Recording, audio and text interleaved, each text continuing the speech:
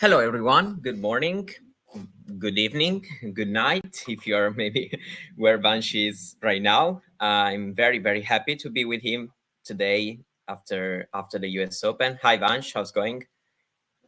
It's going all right. How are you doing, Mario? Good morning to you. Good night for me. As we talk about. It's fine. It's a bit early, but I'm an early morning person, so it's I'm very happy to be here. And well, of course, I think that we have to start from what happened yesterday for me. It's or today for you, and of course the US Open final.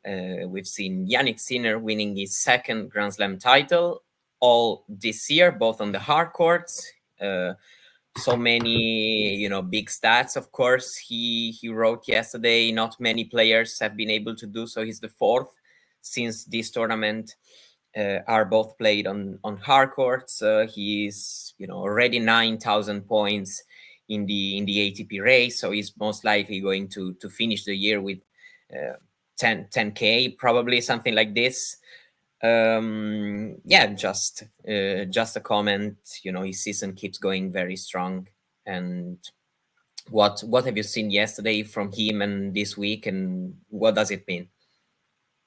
Yeah, I mean, like you said, it's amazing the transformation for him. Sort of, I was thinking, this time last year when he just lost that tough five setter to Zverev, and also the year before he just lost a tough five setter at the U.S. Open to Carlos, where he had match point, and just for him to come back and win this tournament must mean a lot after everything uh, that he went through in the build-up, also with the story surrounding him, but then also just the way how he managed to play his very best in big moments. I'm thinking in this run, like in certain tie breaks against Tommy Paul in the fourth round, and then also in this match, in the from 3-5 down in the third set, he was just really solid. Like you know, the moment he and Taylor got into baseline rallies, I felt like his consistency from the baseline, his overwhelming power to big targets, the way he was, also returning as well. Like every single time that Taylor basically didn't hit a spot on the first serve, or he didn't serve well enough with his first serve percentage,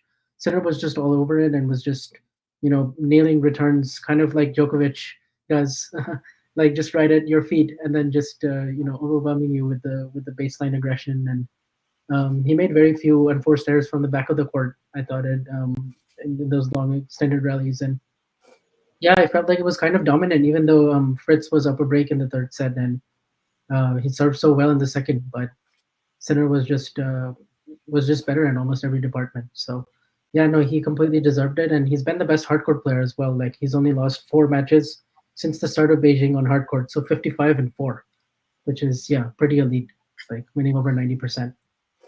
Yeah, it's a fantastic, of course, record on hard courts. And if we think, of course, the two slams this year, but also 2 out of 4 hard court masters. So he's won, more than half the big titles played on this surface so far. So yeah, for sure. And yeah, of course, this means that we've had the pretty clear, result from this Grand Slam season, Yeah. because we've had 2 players who have, we can say, kind of dominated the slams, winning all the titles twice each. Sinner has swept the hard courts on the Australian Open and US Open. Alcaraz has won the Channel Slam between the French Open, of course, and Wimbledon. So I think that it's been many years that we've been asking ourselves, when will we have the changing of the guard? When and every time we were kind of wrong, Yeah. because then there were always Djokovic, but also Nadal, for example, in 2022, coming back, still winning Grand Slams. And yeah, this year, honestly, it feels different, of course. First of all, because among the big three, the only one who's still at a very high level is Djokovic, but also for him it's starting becoming very difficult. These 2 players have clearly been the best ones at Grand Slams.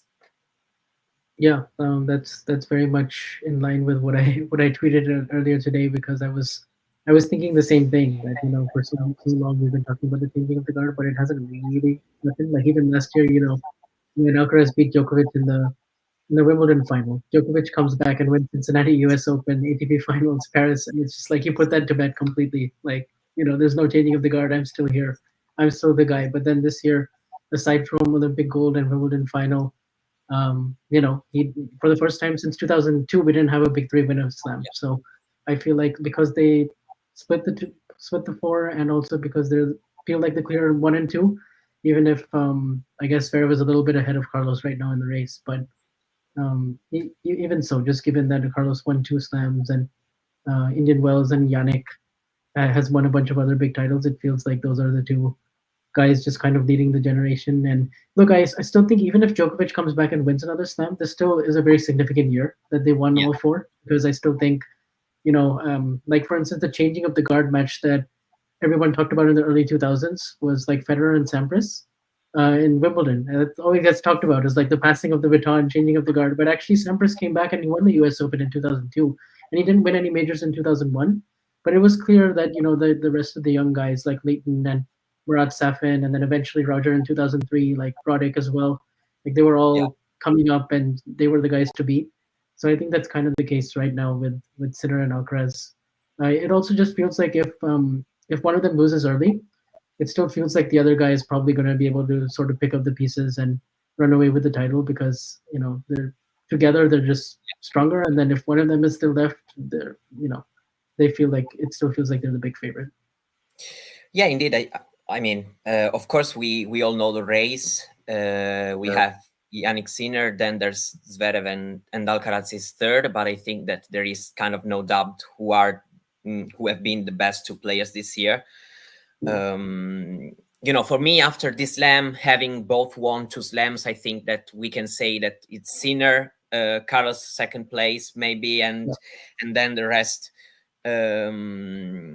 The rest of the people, just because of course Sinner has been overall most most consistent, 1,000 more. But yeah, I mean, I think that this season they have created kind of a big gap between them and the rest, mostly because, for example, mentioning Zverev, I think the biggest difference, for example, between Sinner and Alcaraz and the rest is how many times they can win without playing their best tennis. A thing that has amazed me. I don't know if you agree that overall it's been a very dominant US Open campaign for Yannick, because he never needed a fifth set, and only twice out of 7 matches he needed a fourth. But even this fourth set never reached even 4 games all. And despite this, we have said at times, oh wow, very good, very good. Other times, oh, that's level could have been a bit higher. He could have played a bit better. And I know that he hasn't faced, for example, Alcaraz, Djokovic, even Zverev. But yeah, in the end, that match, for example, against Zverev in Cincinnati has lasted more than each of his 7 matches at the US Open. Wow. Yeah, that's a good stat. I feel like, I mean, Tommy was up double break on him in the first set Yeah. of their match, and then he also had a lead in the tiebreak. But it's still there were some slow starts. Like he didn't win the first set against McDonald. He went down a set in a break early, but I just feel like he quickly weathered the storm. And when it came to the tiebreaks, like he's won 14 of his last 15 tiebreaks. He's just so good in tiebreaks right now. And also in like the clutch moments, like end of sets, I feel like when he's needed to be solid and when he's needed to bring his A game, he's kind of brought it. And then other times, I think he's not been, maybe there's a sloppy service game here and there. He gets broken back, or like for instance, the first set against Draper, like he was up a break, loses it, kind of didn't always play his very best. But then, like in the big moments, I feel like he really managed to just find that high margin tennis, and it just didn't seem like any of the 7 opponents really had a sustained period where they were able to get a big enough lead, or feel like they're like, you never really felt like, oh, Sinner's going to lose this match, at any point in those 7. And so I think that's a big credit that like Carlos and Yannick can both win slams now at like playing 80-85%, which is what we used to say about the big 3, and they've already sort of mastered it. And their young age, which just shows you the gap between them and the rest of the field, like you were saying. And are you surprised how he managed, since the third round onwards, when also Djokovic lost and Alcaraz had already lost, Mm. he he became, of course, the big favorite for the title, also considering the year he's having. And are you a bit surprised by how well he managed this pressure, or you have few doubts about his ability to just stay locked in and play the way he should in order to win these matches? Yeah, for a while I've always been impressed by his composure and his like his whenever plays the role as the favorite, I feel like he has the perfect mindset to kind of go about it because he's very like methodical. He takes it very like step by step, and he doesn't think too far ahead. And he's very sort of like humble in how he approaches the game in general. So I think that helps him to have the clarity in the big moments to you know play the right way. Like he has the right kind of mentality. My one question was going to be the Medvedev match. That's Hmm. where I thought like, okay, that's the really big test because I felt like those two being in the same quarter was because they were the two best players in the tournament left for me on that slam winning pedigree, and so for them to face in the quarters, that was a big test for Yannick because he just lost to him at Wimbledon and their matches, their rivalry and everything. So the way he handled that, and kind of the tipsy topsy nature. Like it wasn't a very high quality match, but still like on in the big points. And for instance, when he was almost about to go down a break in the fourth set, and then how quickly he managed to finish the match from like 2-3 break point down when Medvedev missed that volley, and then to go up 4-2, and then from there he was able to win it 6-4. And I feel like he conserved some good amount of energy by winning that match in four. Um, as well. And then yeah, I mean, none of his matches, like you were saying, went too much past 3 hours. I think the semi was 3 hours and 3 minutes, but Yeah, the longest match. Yeah. that was the longest match of the seven. So yeah, Actually, he the was very quarterfinal efficient has as been well. the third one, because the second longest has been the one against Tommy Paul, Ah, yeah, yeah, yeah. And then 241. Medvedev was number three. Okay, yeah, Yeah, and that makes sense. then yeah, but I mean, yeah, it just shows how he. Oh, sorry, I muted myself. He actually did very well. Yeah, to just save a lot of energies. Even yesterday, I felt like he could have been ready if the match, would have gone into some distance.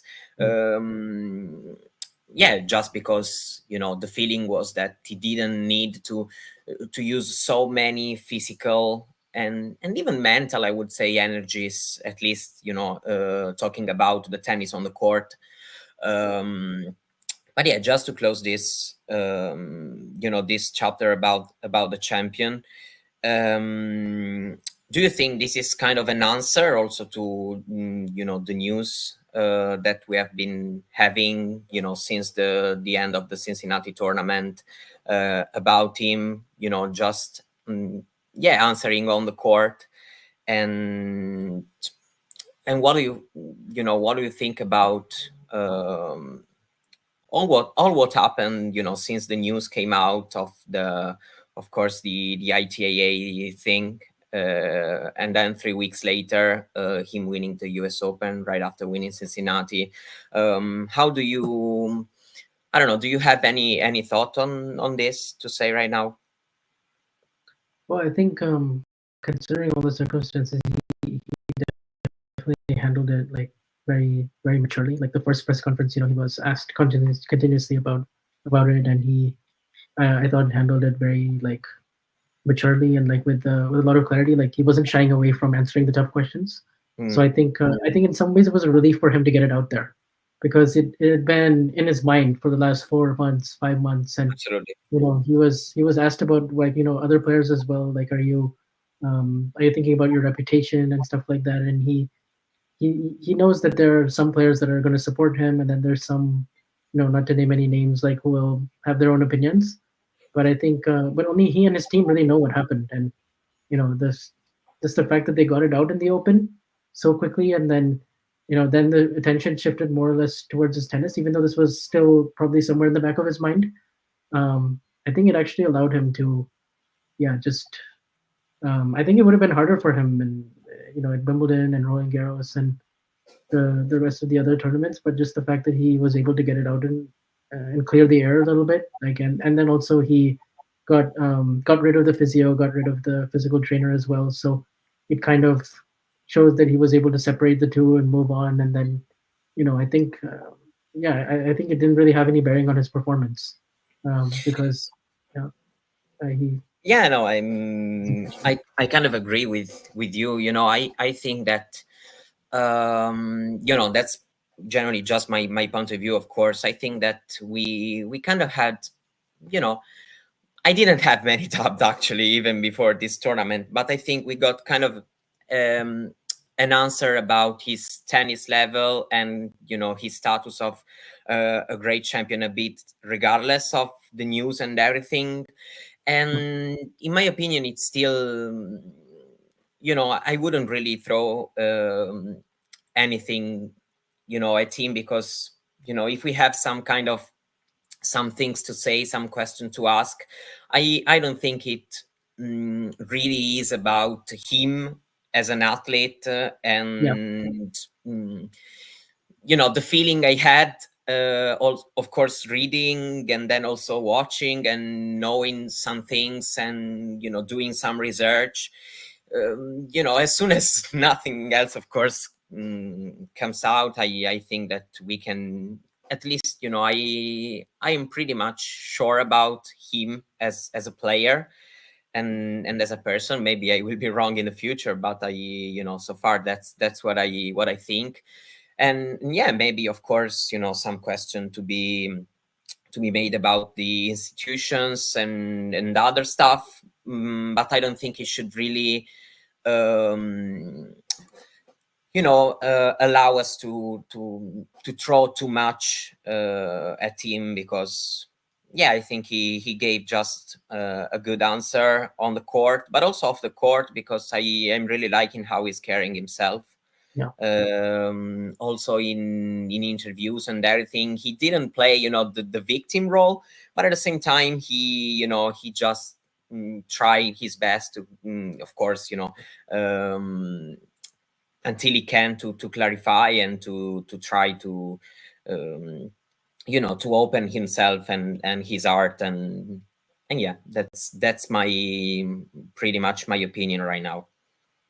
Yeah, I'm pretty much in agreement. I think the questions are not really about his character or his intentional, like him intentionally doing anything wrong. It's more about the process and the, like just like the ITIA and how it, like he, some people, some players will have an opinion on him not getting, like him avoiding the professional suspensions, but he said it very clearly in the press conference that he was able to identify right away what the substance was, and then immediately take care of it, appeal. And yeah, I mean, based on all the information that we have, we can only go by that, right? We can't really you know speculate other things, because that's, we just Yeah. have to trust what we're given, and it shows that he's innocent. And I think he's done well to kind of move along with it. So Yeah, and that's the comment, of course, says, "I'm so sorry for Fritz." Yeah, then of course we have to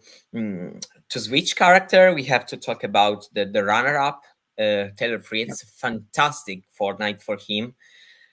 Yeah, he started getting more and more consistent in major lately, starting having some very deep runs, even if he couldn't before this tournament really won a quarterfinal, get to the semifinal. He did it this time. He managed to not only use the chance of, for example, Djokovic losing, but also beating great players himself, because beating Berrettini right from the start, but especially, of course, Zverev, who was one of the main candidates, especially after Djokovic went out, and but also some very good players like Casper Ruud, Tiafoe, who is in great form, and also gave him many troubles. Now he's going to be 7th in the ranking, 5th in the ATP race, which is amazing. Give us kind of a projection to what the final 2024 ranking can be. In the final, he could have done better, that's for sure, even if mm, he wasn't the favorite. Yeah, maybe let's start talking a little bit about the final and his performance and what he could have done better.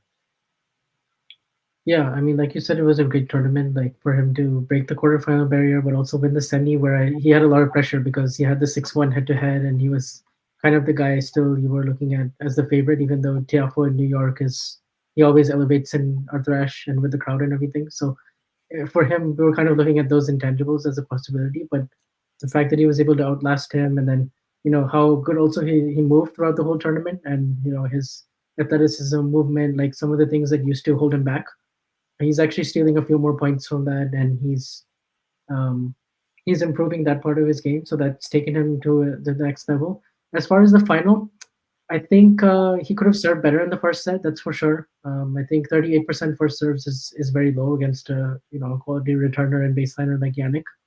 So it was tough for him because he got broken 3 times in that first set, and that I think he was probably hoping for a little bit of a better start, but also nerves, first Grand Slam final.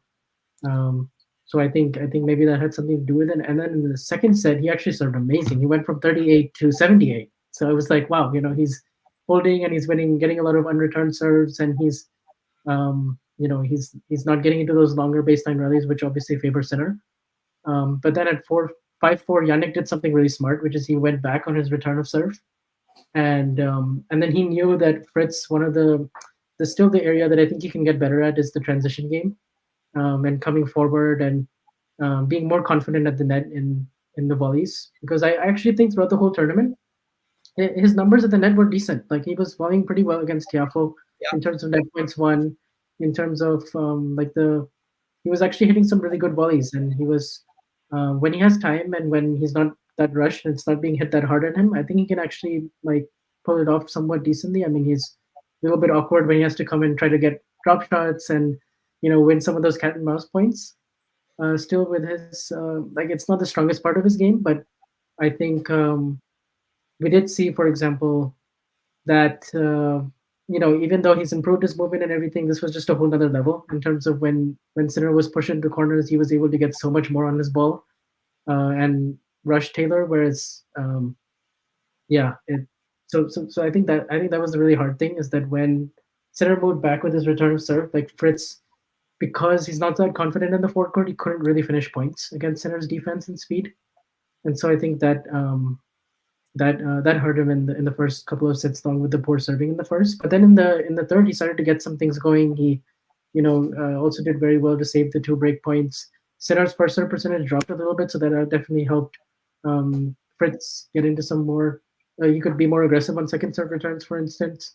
And then he also served for the set. It's funny that his net points won in the third set is 9 out of 12, but there's still like 2 key misses that stand out. When he was serving for it at 5-4, Sinner goes Yeah. to the drop shot. It was very effective play, by the way, from Yannick.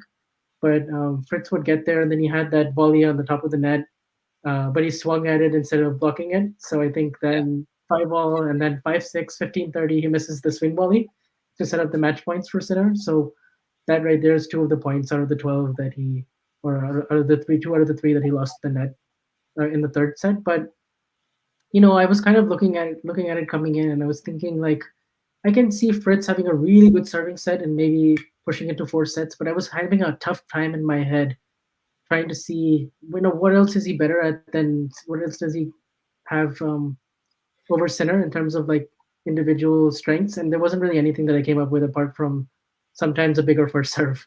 So that being said, because they're very similar and because they're both hard hitting players from the back of the court with Huh. with Fritz having the big serve, I wasn't liking the matchup a whole lot for Taylor. So I think best case he could have won a set, but I think overall it's gonna be too hard.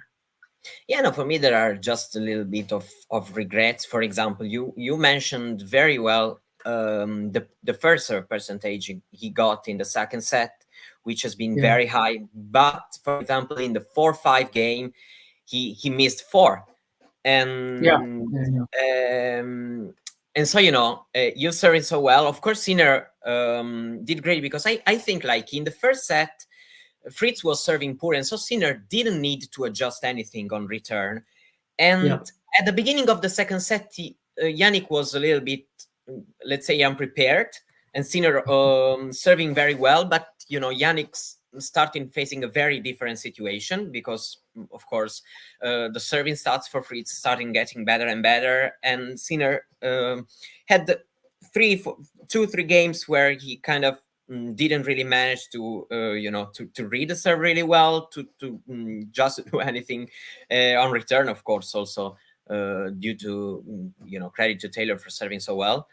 But in that game, which is very important and which can help you getting closer and closer to winning the set, to try to then of course so his serve dropped down just for that game, and this of course helped Yannick, who's been of course very good in changing the return position. But still I feel like when Taylor has served in the big moments of the match, he didn't manage to bring his best there. Of course, getting broken in the final game of the first set, even if of course he was already breakdown. Not serving out the third and getting broken in the very next game, and getting broken in the second set where he could have tried to push Yannick, for example, to a tiebreak on I don't know, even closer, put some more pressure. Then I mean, some mistakes from the back on the courts, I think forgivable, more or less, because he needed to try to be more aggressive. Yeah, Of he was course, taking with a a lot of better. risks from the back of the court. He was taking a lot of risks from the back because Yeah, he felt absolutely. if he just pushed back, if he just held back a little bit, he said Sinner would bully him around. So I think Yeah, let's say that probably I can't blame him too the much for it. transitioning part Yeah, was not amazing, and no, of course it's not his yeah, best quality. But yeah, when you take that many risks, if you stay there and hit 3 4 forehand, that 100% of your strength, and risking all the angles and everything, it can start going wrong, of course, after 3 4 and 5 shots. So but yeah, I also understand that it's already difficult in itself to change kind of what's your game plan and where you are comfortable with doing so in a Grand Slam final, because they were saying, why did he play against somebody like Sinner that way tactically? I think they had the tactic. Of course they studied something, but then executing in your first Grand Slam final, I think he didn't do it really well. I would like to ask, of course, his corner, his coach, but I clearly think something different could have been on the table according to what was prepared before the match. mm, yeah.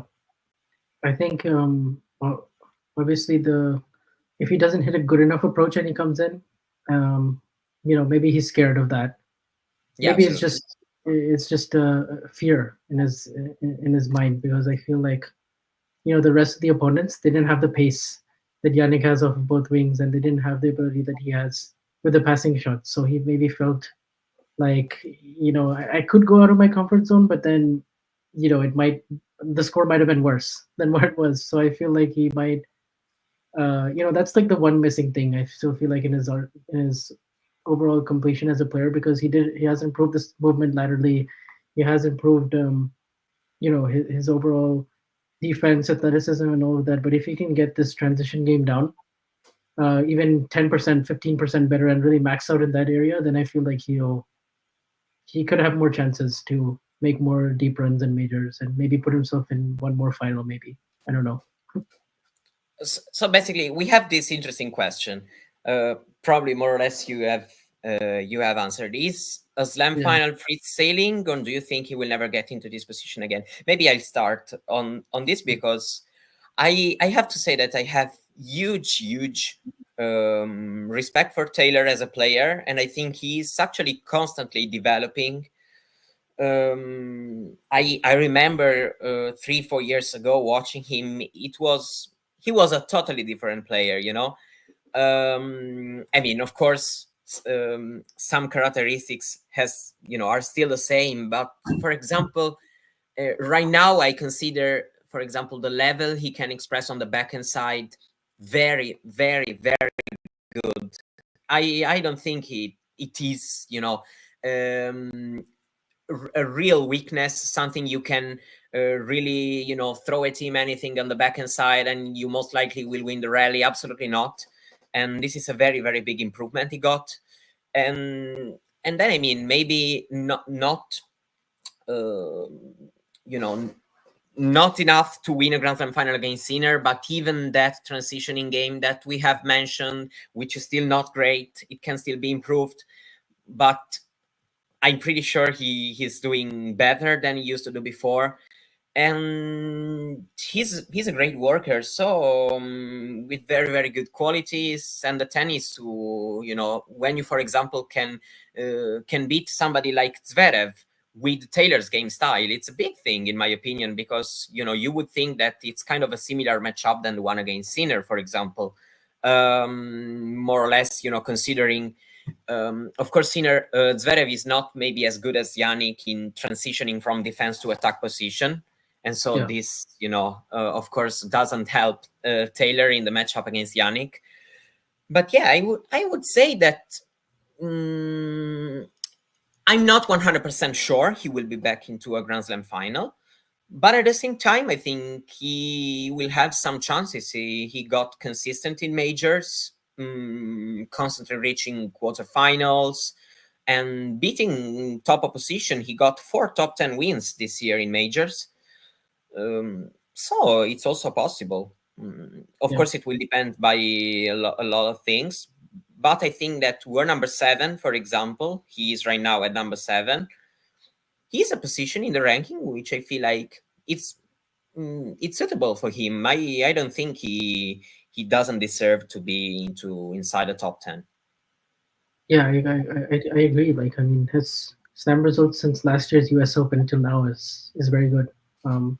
Quarter, and then tight round of 16, lost to Ruud, and then the comeback win against Zverev, and then to beat Zverev again in another quarterfinal was pretty big. And I even when they were having baseline rallies from the back of the court, his backhand was more reliable than Zverev's in some really big moments. And you know that isn't something that I thought I would say like 2-3 years ago, like you were saying. So I think like ever since the fall of 2021, the start of 2022, he's sort of more or less been around like 8 to 12 in the world.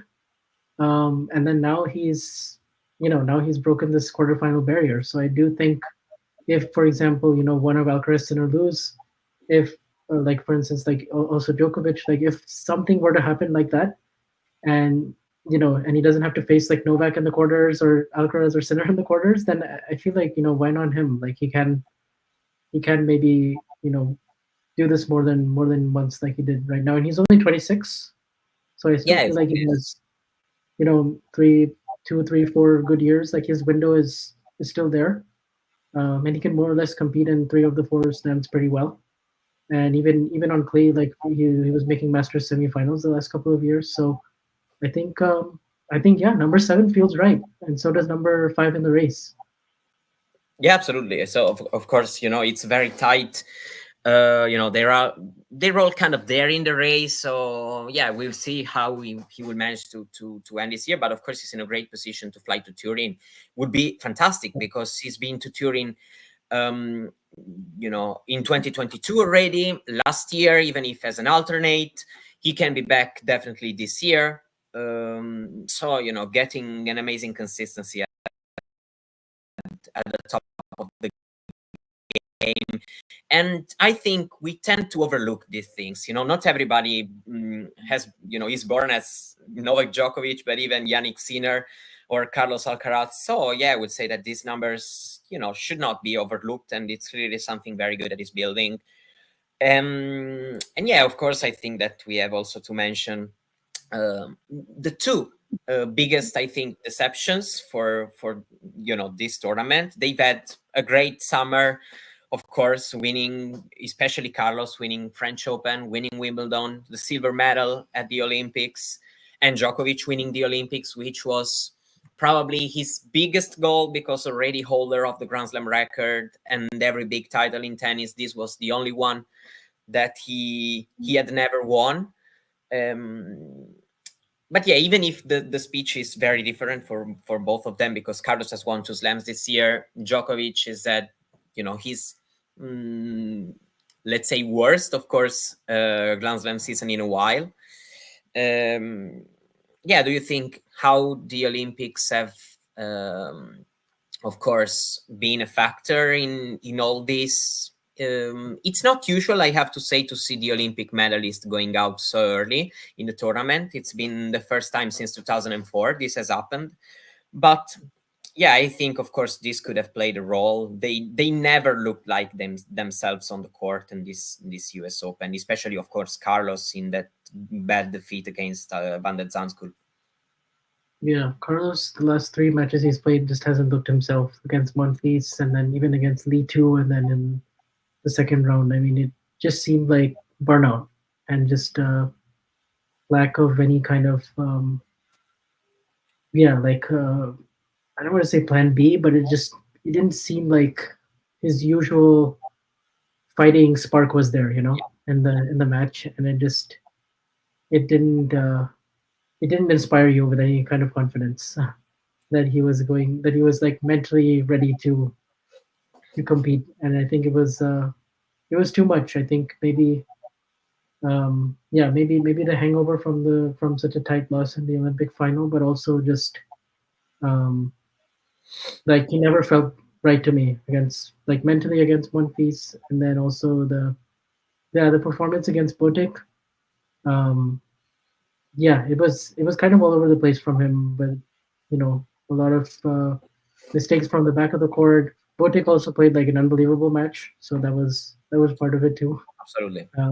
He was very very aggressive, and he was so good at the net, especially, and he was winning a lot of the points that you usually see Alcaraz winning.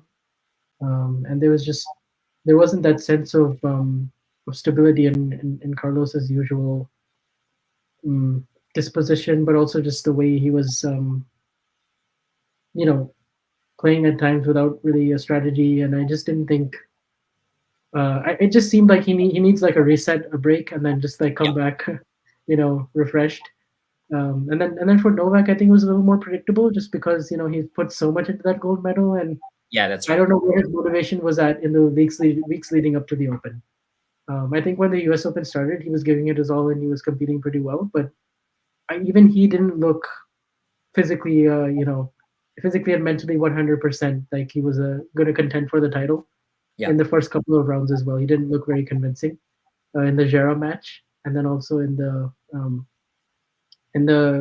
match against Popperin when he won the third set, and when he had a few chances in the fourth. I thought he would emote a little bit more. He'd show a little bit more spark, but that was missing for him a little bit. And yeah, I think it was very understandable for Novak. The Carlos one surprised me a little bit more, maybe, but um, yeah, I think it's just a toll for the summer that they had.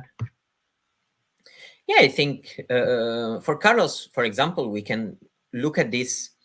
For example, yeah, I mean, it's tough, but in a positive way, meaning that, I mean, in the last couple of years, we've seen him kind of getting this burnout later on in the season, and not doing very well in the tournaments um, after US Open.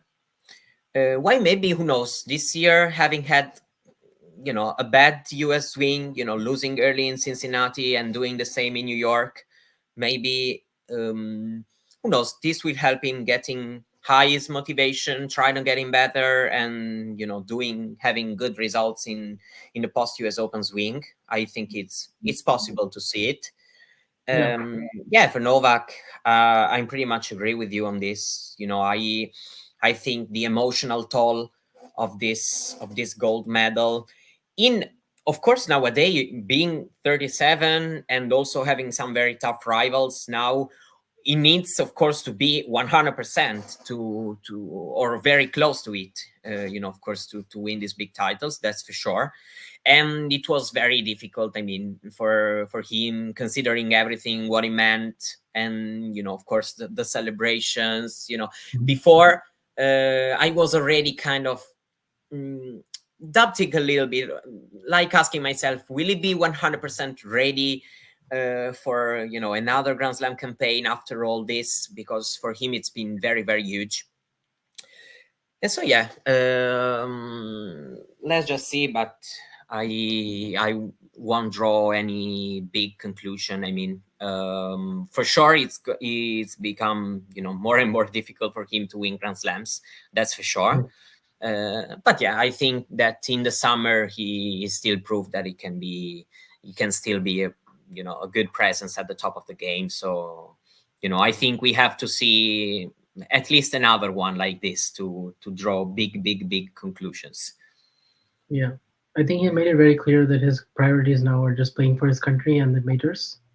So if he can, keep motivating himself.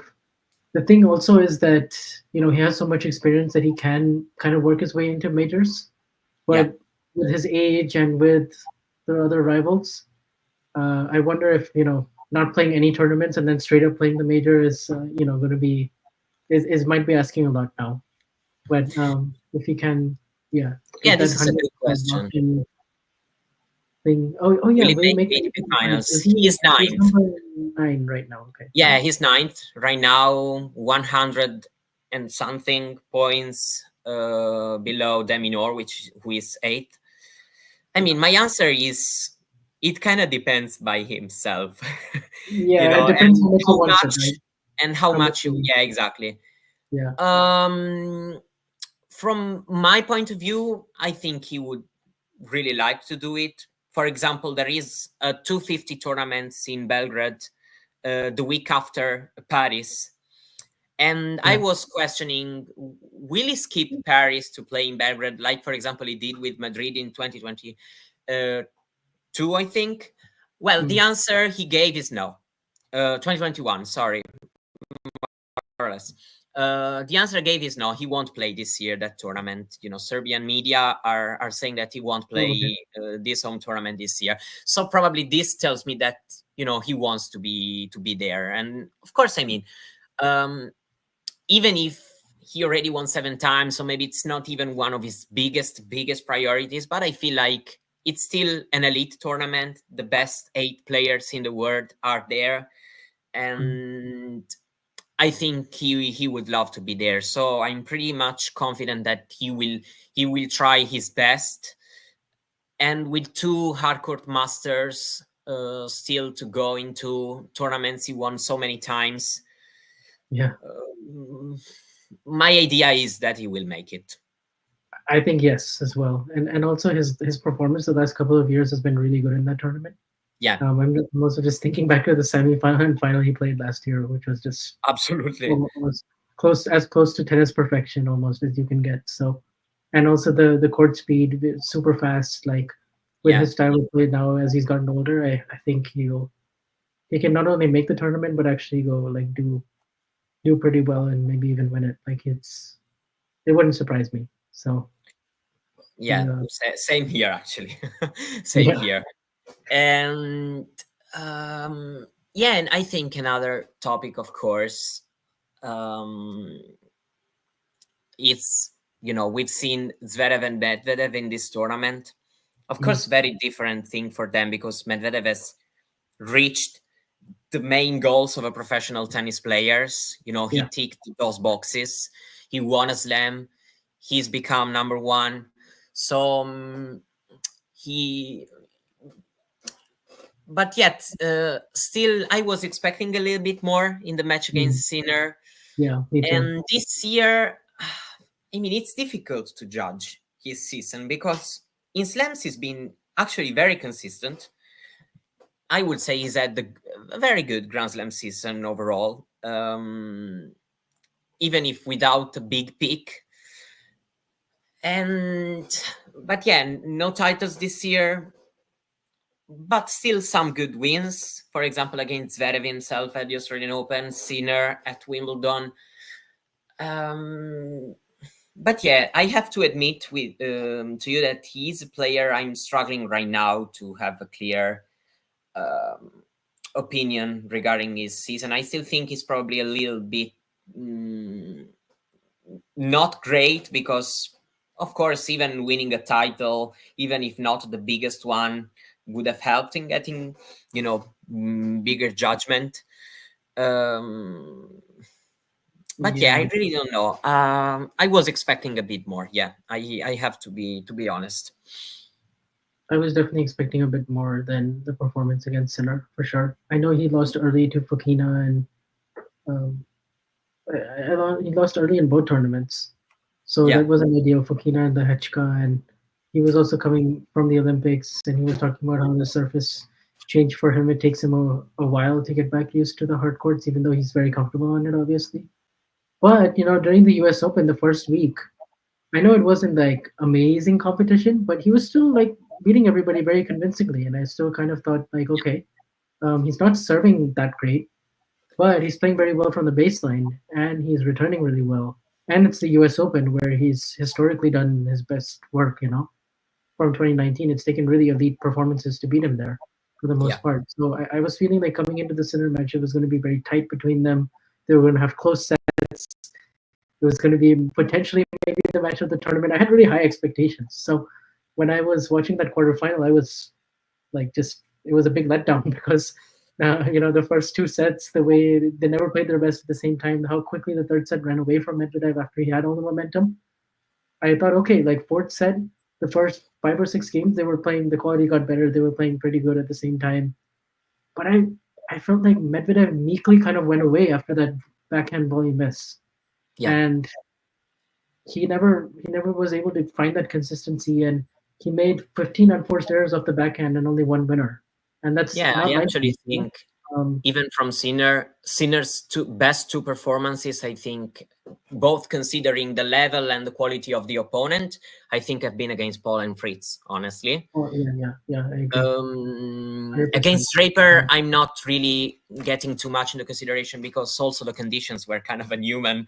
So, Yeah, but yeah, the thing is that he won 3-1, and I won't remember this one as his best performance yeah, of the tournament, and this is a bit of a disappointment for mm, from Daniil's perspective, in my opinion, because I don't know, um your opponent just plays amazing tennis. For example, Wimbledon, let's say, Daniil didn't do amazing in the final two sets against Alcaraz, but Alcaraz, probably that one was his best performance of the Wimbledon run.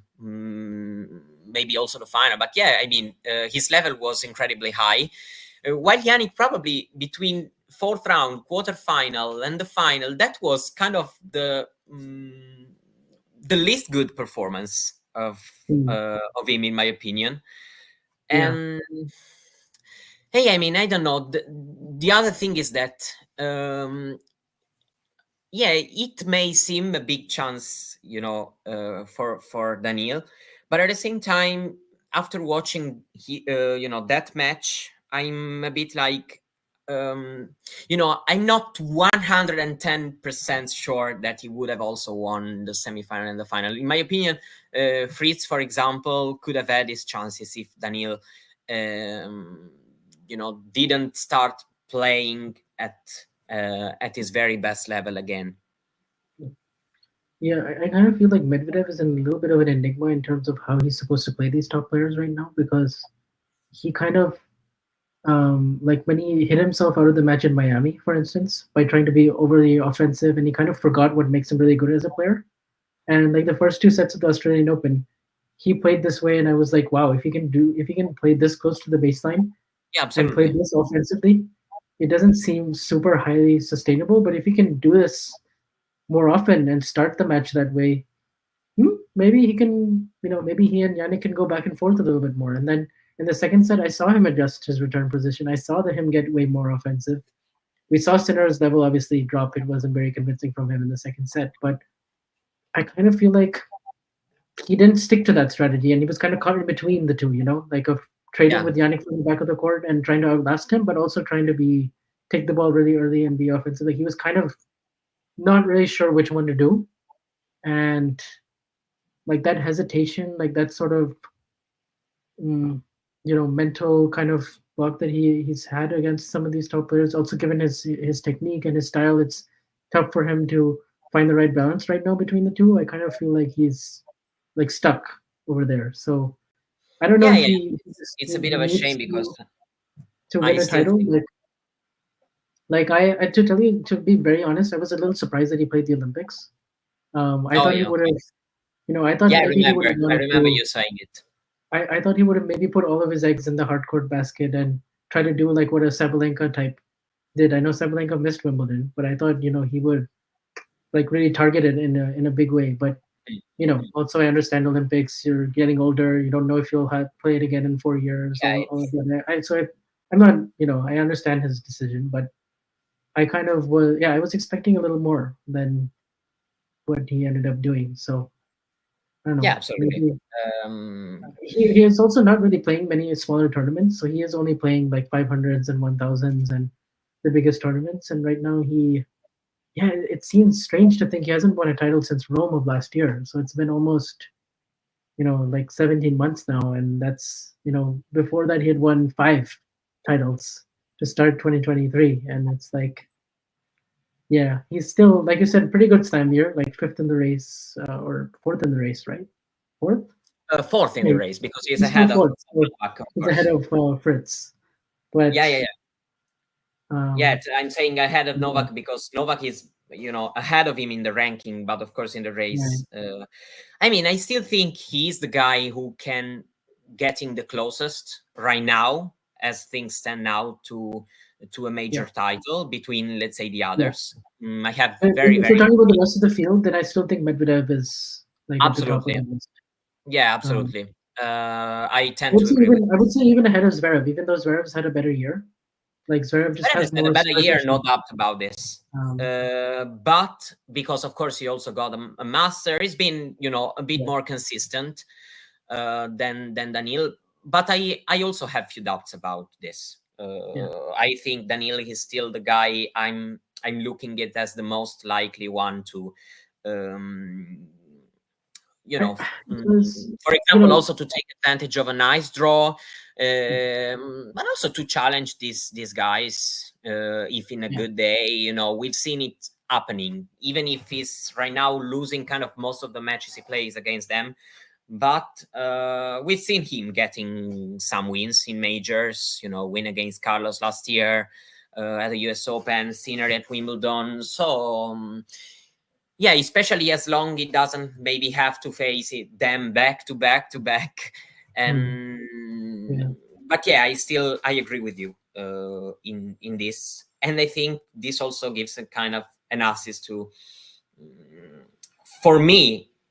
He is really the biggest disappointment, I have to be honest, because yeah, no, mm, Novak Carlos losing so early um also gives you some room for excuses. You know what I mean, about the Olympics and everything. Not that Zverev didn't play the Olympics, but um, it was for him a very, very big chance, we have to be honest, because of course the competition was still tough, but it's still a major, so you cannot really expect to um, with all the respect, for example, facing I don't know, Tiafoe in a Slam semifinal. Tiafoe is a fantastic player, but for being a Grand Slam semifinal is for you a good thing that you don't have maybe to face, I don't know, Alcaraz. And and so for me, he is the biggest disappointment of this US Open. I have to be honest, and I'm talking, of course, about Zverev, because yeah, you were mentioning about his year, and at the end of the day, Zverev and Medvedev's Grand Slams results have been more or less the same. But for yeah. one, You're we right. are talking about mm, kind of a bad season, let's say. So, of course, for Zverev, we are talking about a great season, great consistency, so many match wins, the level very good. But then at the end, the Grand Slams result haven't been better than those of Daniil. Yeah, no, no, I agree. The quarterfinal was a was definitely a big missed opportunity. Just also just how passively he played both the tie breaks, how he didn't take his chance at 4-all in the third set when he had a very good look and he just misses an easy backhand. Like I just feel like his whole approach to the way he played the match against Fritz, it was just very passive, and he sort of gave Fritz too many chances to attack and too many, just way too like he wasn't there to take the match. He was just kind of waiting and trying to outlast Fritz, and Fritz stood up to the challenge, and he was the one who was making more of the tennis happen. He was, and that's always kind of been the thing with Zverev is that he maybe sometimes he either gets into too many long matches in the first week, or he kind of just in the very biggest moments he doesn't like play the fearless type of tennis that these other guys, including like even Medvedev, plays at times. And Yeah, absolutely. I just, it's not really going to win him a major by doing that. So I just, if I were to still guess who's more likely to win a major, like if Medvedev is going to win his second or Zverev is going to win his first, for those reasons, I might still go Medvedev. Same here. But it's Then close.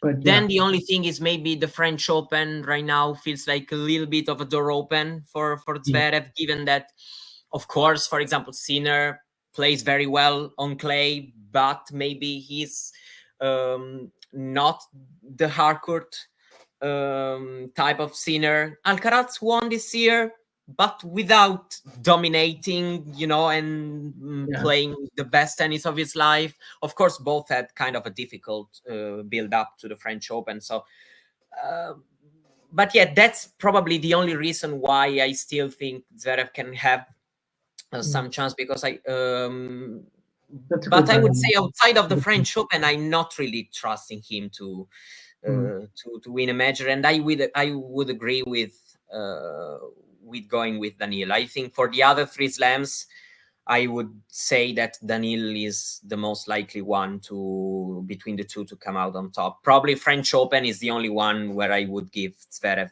the edge. Both because Daniil needs to be at the very very best of himself to Yeah, win these big clay titles, while Zverev is more comfortable on this. that's But yeah, true. I honestly, I repeat, I think he is the biggest disappointment of this tournament, in my opinion, because yeah, he didn't look out of himself like Alcaraz and Djokovic did in the first rounds. So but at the same time, yeah, that match comes, and I don't know if it's also mentally, it's a big big big chance for you. Of course, you may still face either Medvedev or Sinner, but in the final you are the big favorite to reach the final. It would be another one. Yeah. Yeah, I don't know, it's a big And disappointment. anything less than a final, I think, given where Zverev was at, would have been disappointing. So the fact that he didn't even make the semis, I have to agree. Yeah, Yeah, yeah, I have to be honest on this. And then, I mean, we are an hour into the show, so we are close to the end. But I would, of course, want to just spend a couple of words about Francis Tiafoe, because we kind of overlooked this run. And coached by David Witt, and he's doing amazing. Final at Cincinnati, semifinal at the US Open. The best month of his career overall. He already had reached the semifinal. Tough for him because he lost a couple of five setters, so he's been yeah, twice a set away from the final. But yeah, I would say that the turnaround has been unbelievably good considering how his season was going. And yeah, I mentioned this coach because I think he's one of the best coaches out there. So I'm definitely expecting big things to still come if he can stay focused, which has probably been one of his biggest issues, to have this focus week after week to try to get some big consistency, even if he got to the top 10, of course. um yeah. I think the Wimbledon tournament was big for him, coming back from 2 sets to love down against Arnaldi on an outside court, and then obviously pushing Carlos to the limit like he did in the third round. I think that gave him some belief and rejuvenation again that he could target the U.S. Open and really go after it in a big way. And obviously, that's like the main goal for him every single year. along with DC. Actually, he treats that like a major. So so for him, yeah. But U.S. Open is the big one, obviously, where he was a set away from the final 2 years ago. But I thought he handled his I thought he handled the pressure and everything pretty well. Like the match against Shelton was huge because he Mm. was in the same position that he was in the year before, where he went down 2 sets to 1. But then it was a very deflating fourth set a year ago when he kind of where Ben stole his thunder a little bit on the court, and he was the showman. He was the one who took center of that stage and command of the match, whereas he like deflated after losing the third set in a very close tiebreak. This one, I actually think the longer the match went, the more I trusted Francis because he never really wavered from his game plan. He was just very steady, very focused, very locked in the last 2 sets, and he didn't give many unforced errors away. And he learned from that experience basically a year ago. So I Yeah, think that was a huge step for him to win that match, but then also back it up because now you're expected to beat Popper, and Djokovic has just gone out. And the fact that he won the second set after being down 5-3 40 love, probably Popperin should have won that set, yeah, sure. but still the fact that he was able to ride ride that wave, like get the second set, go up 2 sets to love, win that match. That was also big. And then I have to say, even before Dimitrov got injured, he was outplaying him.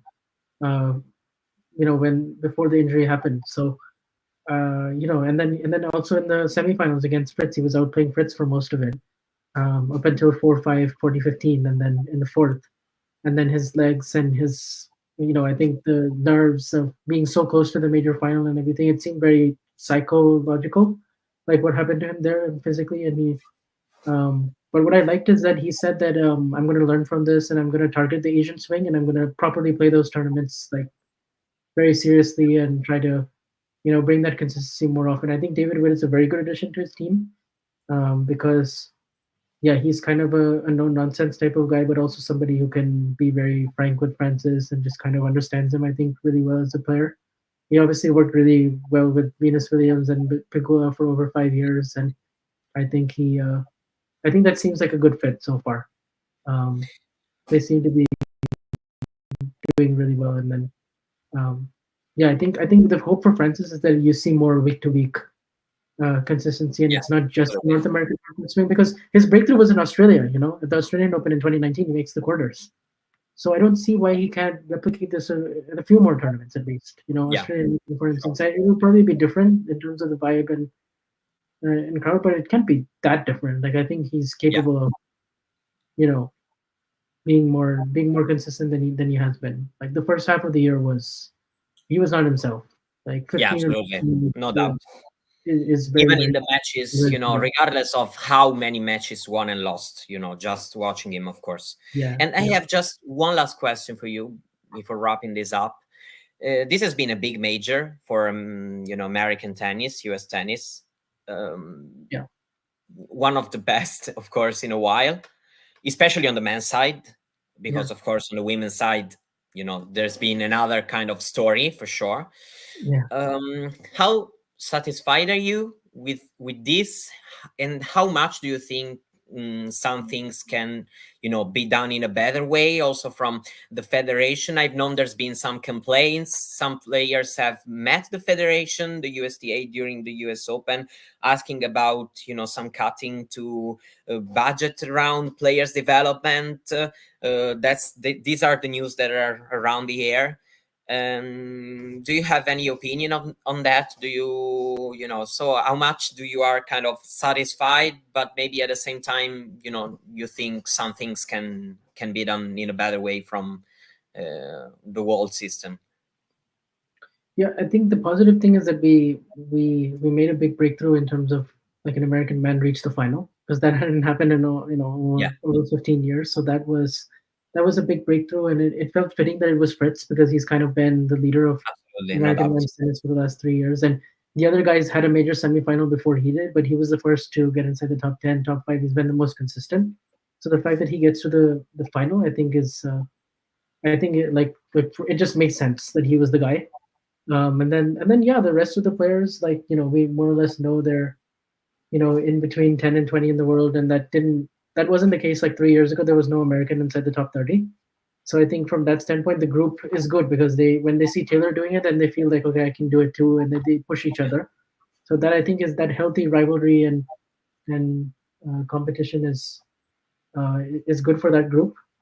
Um, and then as far as the player development goes, I don't know too much about like the inner politics of it, so I'm not going to comment like a Yeah, ton. I do think some improvements can be made like structurally when it comes to the juniors, like at the grassroots level, in terms of like yeah, like the tournaments, the player funding, like in terms of getting people to that next stage where like they're transitioning from being a good junior to let's say wanting to become professional. I yeah, think that aspect could be a bit better in terms of in terms of the way the resources are like distributed. But I could be I'm not like in touch with really and with the inner workings of it, so I can't really comment yeah, like too much on that. But as far as the stage goes for the ATP men and that whole group, I think that's been very good this year. Like the progress is definitely there, and I do think even though Tommy Paul lost that match, like I do think his season overall and just kind of everything he's done, he's been like the most quietly impressive for me. Like I feel like the consistency and the the kind of tennis that he's able to play against Sinner and Alcaraz, it's also just very entertaining to watch. yeah, Whenever he plays them, now it's like a must see match. So that's yeah. good. And look, I'm grateful to have been able to spend this time with you, talking about all what happened in men's tennis in this US Open. Of course, tennis Yeah, doesn't stop, so we have other things like the Davis Cup group stage and then the Asia Swing to look at. But yeah, just want to remind, as as producer is also saying on the screen, to subscribe and to like if you liked spending this time with us. I'm thankful for everybody who listened. um so yeah, just thank you, everybody. Thank you, Vansh, once again. It's been a very, very big pleasure. yeah, my pleasure. Before I got on the stream, I was tired and wanting to go to bed, but now I don't feel like sleeping. So that's what talking tennis does, right? It's our fault. It's Talking Tennis fault. Right, right. So yeah, And yeah, so once again, thank you, everybody, and yeah, just see you soon. yeah. Cheers. If you enjoyed this video, make sure you hit that like button. Don't forget to subscribe and click that notification bell so you don't miss out on all things tennis.